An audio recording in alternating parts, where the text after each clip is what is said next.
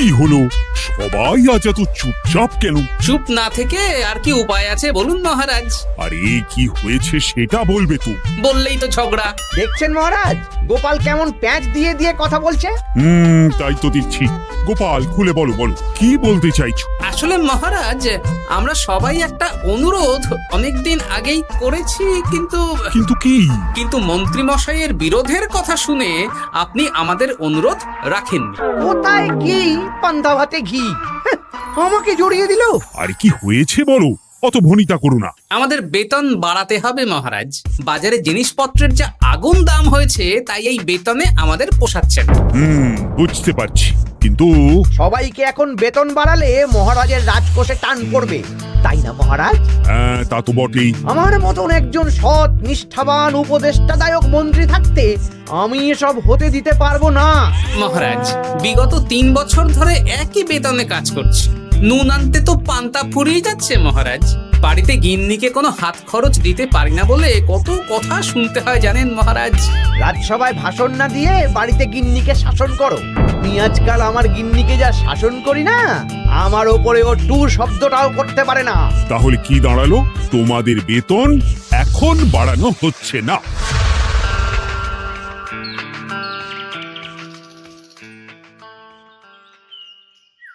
আবার ঘুরে ফিরে আমরা সেই এক জায়গায় পৌঁছে গেলাম। মন্ত্রী মশাই মহারাজকে বললেন, আর মহারাজ আমাদের প্রস্তাব নাকচ করে দিলেন।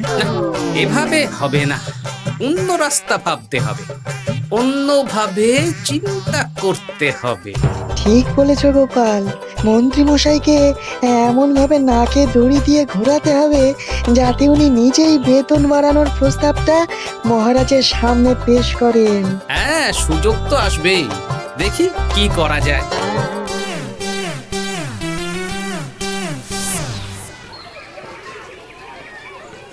সারাদিন তোদের খেলাধুলো চলছে। আরে পড়াশোনা ভুলে গেছিস নাকি? হ্যাঁ, বেশি পড়াশোনা করে কি হবে দাদু? বুদ্ধিমান হবি, পরে ভালো চাকরি করবি, ব্যবসা করবি, আনন্দে খুশিতে দিন কাটাবি। এখন তো আমরা আনন্দেই আছি দাদু। চুপ, শোন, আমরা একটা কাজ করে দিতে পারবি? কি কাজ বলো দাদু? তোরা ফাঁকতালে মন্ত্রী মশাইয়ের উপরে নজর রাখবি। উনি ওনার গিন্নির উপর কিভাবে শাসন করেন সেটা এসে আমাকে জানাবে। আচ্ছা দাদু।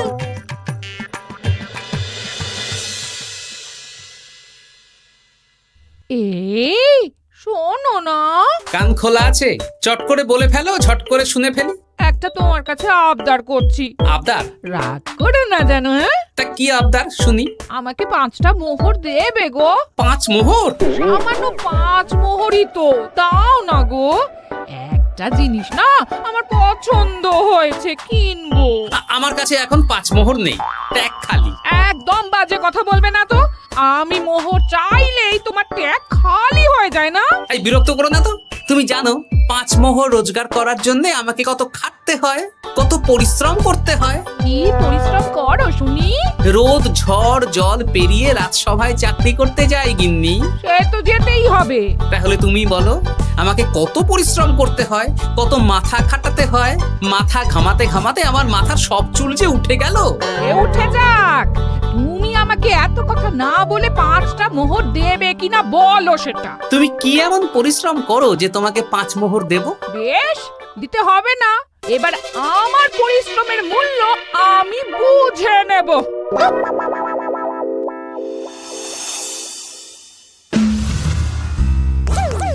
এই এই শোনো না, আজকে বেলার দিকে বাজারে গেছিলাম। আমার না একটু জামদানি শাড়ি খুব খুব পছন্দ হয়েছে। আমাকে ওটা কিনে দাও না গো। মাসের শেষে আমার আমদানি তো আর বাড়েনি যে তোমাকে জামদানি কিনে দেব। যেগুলো আছে সেগুলো পরো। এরকম করে বলছো কেন? আর কি রকম করে বলবো, সব সময় তোমার বায়না আমার সয় না। ফের যদি বায়না করতে দেখেছি তো তোমাকে বাপের বাড়ি দিয়ে আসবো। এই, তুমি আমাকে কি কথা বললে? তুমি আমার সাথে এরকম ব্যবহার করছো? হ্যাঁ, করছি, করতে বাধ্য হচ্ছি। অর্থ তো আর গাছে ফলে না, অনেক কষ্ট করে রোজগার করতে হয়।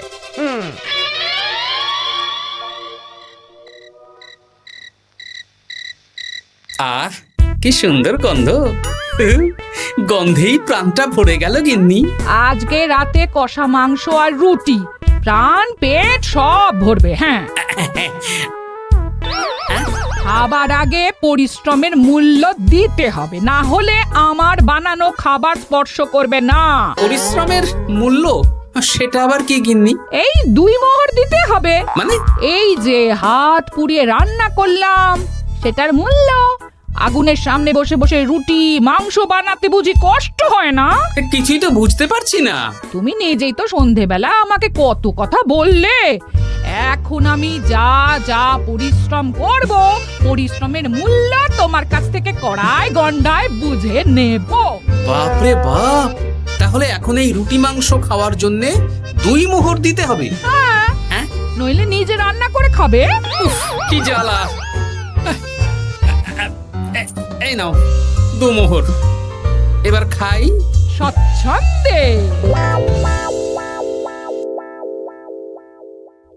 এই না না না না, মশারির ভেতর ঢোকা যাবে না। আগে 1 মোহর দাও। আমি মশারি টাঙিয়েছি, বিছানা গুছিয়েছি, পরিশ্রমের মূল্য দাও। কি মুশকিল রে বাবা। মুশকিল কোথায়? যা ন্যায্য তাই চেয়েছি। বাড়তি কথা না বলে 1 মোহর দাও, না হলে খাটের নিচে শুয়ে পড়ো। উফ, এই নাও ধরো। খুশি? খুব খুশি, খুব।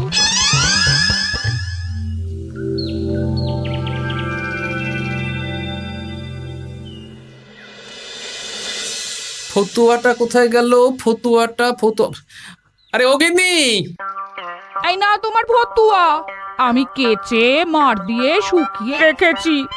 এটা পরে রাজসভায় যাও। ও, এই তো চাই। আমারও চাই।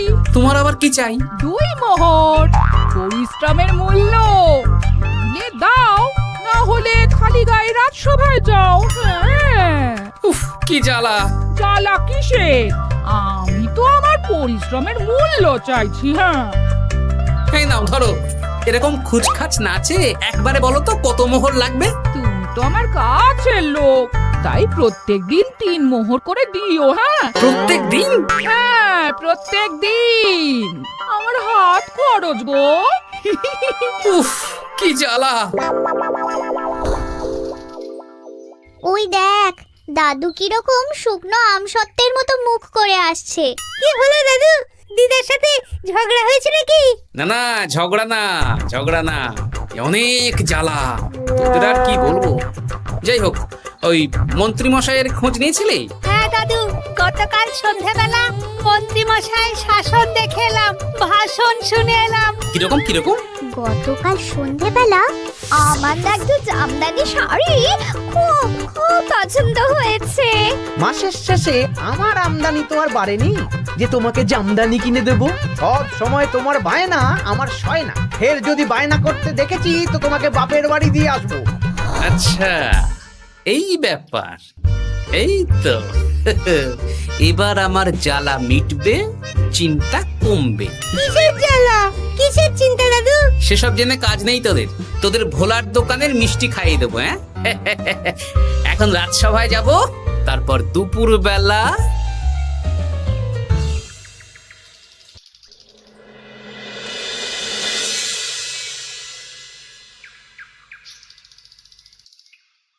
কেমন আছেন মা ঠাকুরুন? কেমন শব্দ থেকে মা বাদ দিয়ে জিজ্ঞেস করো। মো বাদ দেব মানে? জিজ্ঞেস করো কেন আছি। কি হয়েছে আপনার? তোমাদের মন্ত্রী মশাই আজকাল কেমন খেটে হয়ে গেছেন। কিছু আবদার করলেই চিৎকার চেঁচামেচি করেন, আর একটাই ভয় দেখান, বাপের বাড়ি দিয়ে আসবো। আজকেই সমস্যার সমাধান হবে। সামনের মনোহারি দোকান থেকে একটা কাগজ কলম নিতে হবে, তারপর আসল কাজটা করতে হবে। তোমার সাথে কথা বলতে গিয়ে কত দেরি হয়ে গেল। ধুর, এখনো রান্না হয়নি। এই কে রে? আমি বৃক্ষ বাবা। কাগজটা খুলে পড়ো। বাবা, আমি জানি তোর খুব কষ্ট। তোর স্বামী তোকে দিন রাত উঠতে বসতে শ্বাস শাসন করে আর হুমকি দেয় তোকে বাপের বাড়ি দিয়ে আসবে। এই কষ্টের থেকে মুক্তির একটাই উপায়, আজ থেকে তুই শুধু নিজের জন্য রান্না করবি, বাড়ির কোনো কাজ করবি না। আর তোর কর্তাকে বলবি বাড়ির কাজ করাতে হলে প্রত্যেক দিন 10 মোহর করে হাত খরচ দিতে হবে। পরিশ্রমের মূল্য 10 মোহর, এর মধ্যে 7 মোহর তুই নিজের কাছে রাখবি, আর এই সৎ উপদেশ দেওয়ার জন্য 3 মোহর রোজ সন্ধ্যাবেলা এই বট গাছের নিচে আমার প্রণামী হিসেবে রেখে যাবি। ইতি তোর শুভাকাঙ্ক্ষী বৃক্ষ বাবা। বাহ, বেশ ভালো বুদ্ধি তো। তা আপনি একবার দেখা দিন না বৃক্ষ বাবা। বাবা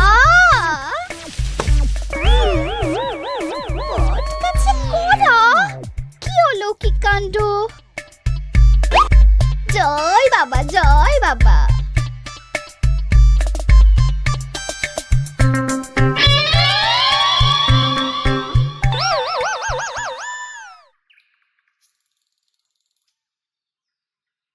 আরে গিন্নি, তুমি একা একা খেতে বসে পড়েছো? হ্যাঁ, খিদে পেয়েছিল তাই খেতে বসে পড়লাম। আরে আমাকে ভাত বেড়ে দেবে তো নাকি?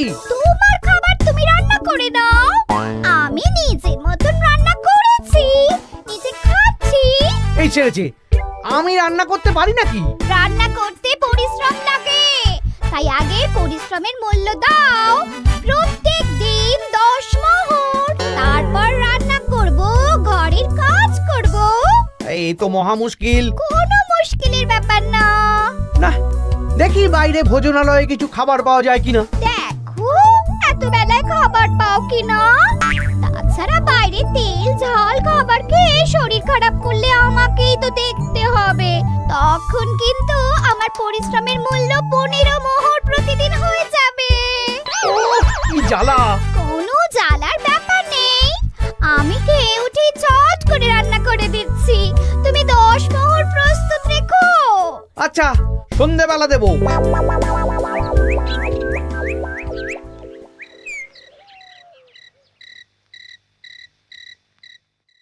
এই নাও সন্ধেবেলার তেলে ভাজা মুড়ি। এই নাও আজকের হাত খরচ 10 মোহর। বলছি, প্রত্যেকদিন 10 মোহরটা একটু বেশি হয়ে যাচ্ছে না? তবে যাও, বাইরের খাবার খাও, আমি নিজের মতন নিজের কাজ করব। খাবো, দাবো, ঘুমাবো, সংসারের কোনো কাজ করব না। কি জ্বালা!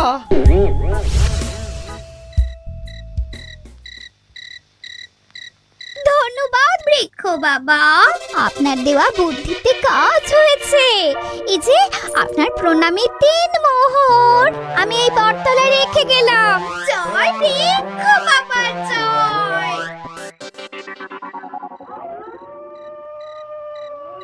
কি মা ঠাকুরুন, ভালো আছেন তো? হ্যাঁ হ্যাঁ গোপাল দাদা, ভালো আছি। তুমি কেমন আছো? আমিও ভালো আছি।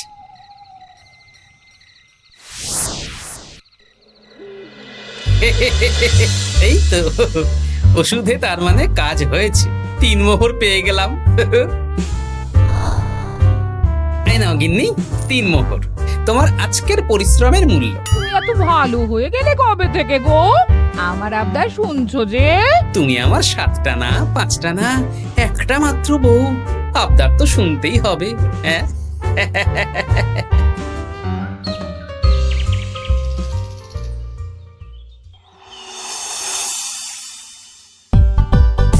এই নাও, তোমার জন্য ফুলকো ফুলকো লুচি আর আলুর তরকারি বানিয়েছি। রাজসভা থেকে ফেরার সময় বাজার থেকে পাকা কাতলা নিয়ে এসো। বাহ, রাজসভা থেকে ফিরে এসে মাছের ঝোল আর ভাত খাবো। আর বলি, আজকের 10 মোহরটা কি এখন দেবে? ওরে বাবা, আজকেও দিতে হবে? সে তো দিতেই হবে, আমি তো কালকেই বললাম প্রত্যেক দিন 10 মোহর করে দিতে হবে। হ্যাঁ, দিচ্ছি দিচ্ছি।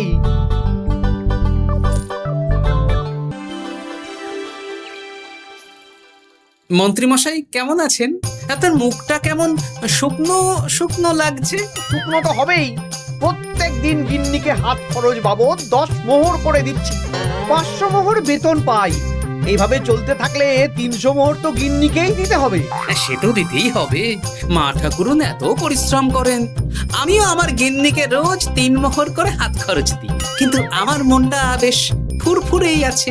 বাবা, আমার কষ্ট দেখে তোমার আনন্দ হচ্ছে নাকি? না না, কি যে বলেন। একটু দেরি হয়ে গেল। যাই হোক, আলোচনা শুরু করা যাক। এর একটা বিহিত করতেই হবে।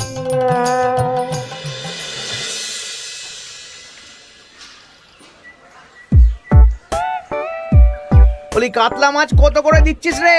পাকা কাতলা আছে 104 মোহর। ওরে বাবা, আপনি তো 5 মোহর দিয়েও আগের মাসে 100 মাছ কিনেছেন, এখন তো দাম কমেছে, তাও ওরে বাবা করছেন। ও না না, কিছু না, দে দে 100 কাতলা দে। বাঁচতে গেলে খেতে তো হবেই। আমাদের হঠাৎ ডেকে পাঠালেন মন্ত্রী মশাই? হ্যাঁ, আসলে একটা বিপদের মধ্যে পড়েছি। আহা, কি বিপদ সেটা তো বলুন। আপনি আমাদের মোহর দেবেন আর আমরা আপনাকে বিপদের হাত থেকে উদ্ধার করে দেব। আরে মোহরই তো আর হাতে থাকছে না। কেন? আপনি এত বেতন পান, সব খরচ হয়ে যাচ্ছে নাকি? ধুর, এতদিন আমি গিন্নির ওপর শাসন চালাতাম, আর এখন প্রত্যেক দিন 10 মোহর করে না দিলে রান্না করবে না, বাড়ির কাজ করবে না।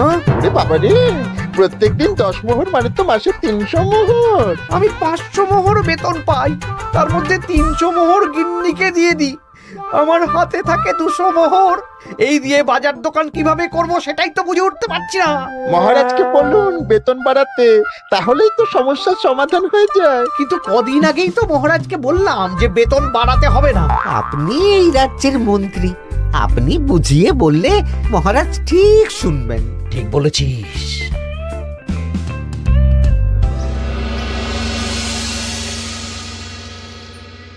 বুঝলে সবাই, আজ আমি মহারাজের কাছে আমাদের সবার বেতন বাড়ানোর প্রসঙ্গ তুলবো। কেন? এই তো আপনি কদিন আগে বললেন বেতন বাড়ানো যাবে না। আরে বাবা, বেতন না বাড়ালে এরপর আমাকে পথে বসতে হবে, বুঝতে পারছো না? বেশ, এতদিনে আপনার সুমতি হলো তাহলে। আর মহারাজ যদি রাজি না হন? তাহলে আমরা সবাই একসাথে আন্দোলন করব। মন্ত্রী মশাই আমাদের পাশে থাকলেই হবে। হ্যাঁ, থাকবো থাকবো। মহারাজ, আমার একটা আর্জি ছিল। কি আর্জি বলো মন্ত্রী? আমি অনেক ভেবে দেখলাম, কয়েকদিন আগে সভাসদেরা ঠিক কথাই বলেছিল। কি ঠিক কথা? মানে বাজারে জিনিসপত্রের দাম বেড়ে দ্বিগুণ হয়েছে, কিন্তু আমাদের বেতন একই রয়েছে। হ্যাঁ, মানছি, কিন্তু হঠাৎ করে আমি বেতন বাড়াতে পারবো না। তুমি নিজেই বলেছো রাজকোষে টান পড়বে, এখন তুমি নিজেই আবার অন্য কথা বলছো। বলতে বাধ্য হচ্ছি মহারাজ, সংসারের খরচ সামলাতে গিয়ে মাথা খারাপ হয়ে যাচ্ছে। আমাদের বেতন বাড়াতে হবে। বাড়াতে হবে, বাড়াতে হবে। হ্যাঁ মহারাজ, এভাবে চলতে পারে না। রাজ্যের রোজগার বাড়ছে, কিন্তু আমাদের বাড়বে না। তাহলে এই রাজসভায় চাকরি করে কি লাভ মহারাজ? মহারাজ, গোপাল মন্ত্রী মশাই ঠিকই বলেছে। মহারাজ, বেতন বাড়িয়ে দিন, নইলে আর পারা যাচ্ছে না। বেশ বেশ, তোমরা এত করে বলছো যখন, তোমাদের সবার বেতন বাড়ানো হবে। আগামী মাসে যা বেতন পাবে তোমরা, তা বর্ধিত হারেই পাবে। কি সবাই খুশি তো? খুব খুশি। ধন্যবাদ মন্ত্রী মশাই। ঠিক আছে ঠিক আছে। আরে ধন্যবাদ আমাকে দাও বিজ্ঞানী, আমার জন্যই তো বেতন বাড়লো। মনো যা, আরে আমি তো মহারাজকে বললাম বেতন বাড়ানোর কথা। আপনি তো নিজের মন থেকে এমনি এমনি বলেননি, মানে আমি আপনাকে বলিয়েছি মন্ত্রী মশাই। এই, তুমি আবার কখন বলালে? এই যে রোজ আপনার 10 মোহর করে খরচ হয় গিন্নিমার হাত খরচ বাবদ, সেটা তো আমার বুদ্ধিতেই। আরে কি বলছোটা কি? ঠিকই বলছি। কিছুদিন আগে একটা বট গাছের নিচ দিয়ে আপনার গিন্নি যাচ্ছিলেন।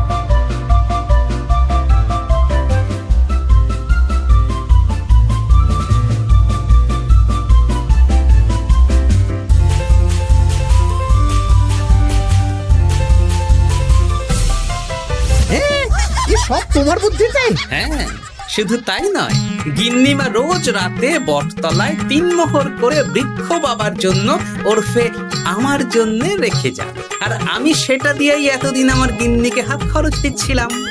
হ্যাঁ নয় হ্যাঁ, কিন্তু আর লাগবে না, এবার তো বেতন বেড়ে গেল, আর কোনো সমস্যা হবে না। গিন্নিমাকে ব্যাপারটা বুঝিয়ে বলে দেবেন, কেমন? মানে গোপাল আপনার কাছ থেকে সোজা আঙুলে ঘি বের করতে পারেনি, তাই আঙুল বাঁকা করেছে, আর আপনি অমনি ছেঁকা খেয়েছেন। হ্যাঁ? ওরে বাবারে!